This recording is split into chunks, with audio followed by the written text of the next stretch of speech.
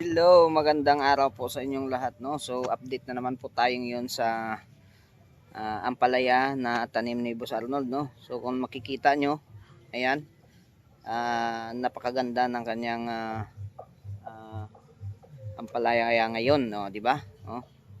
So update naman tayo tulad ng sinabi ko nung dating video na naka-upload namin, no. Nasa 20 days na lahat yung kanyang ampalaya. So ngayon i-update na naman siya para makita nyo naman, oh. So ganito na siya mga idol, oh. Siguro nasa ano na to, mga 27 days na yata, no. So ito na siya. Ayan, makikita nyo mga idol, oh. Oh, di ba? Ayan. So nakalambitin na sa ano, sa taas, ano. Ayan.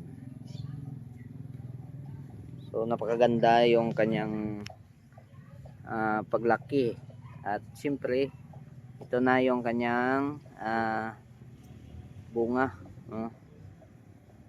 So malapit na sa katotohanan, no, di ba? So ito na mula sa baba, ano, papuntang taas. Ayan. So napakaganda yung kanyang dahon, no? Wow.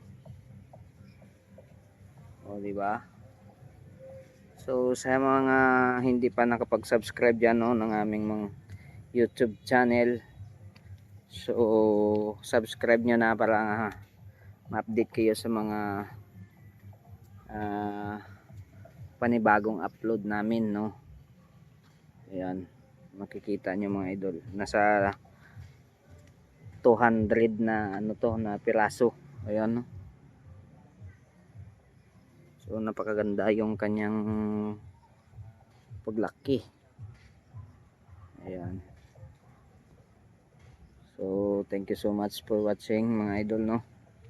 Don't forget to subscribe.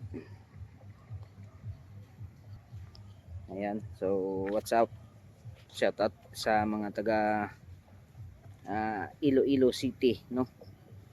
So nandito tayo ngayon sa ano, sa Iloilo City, sa Pabia, no.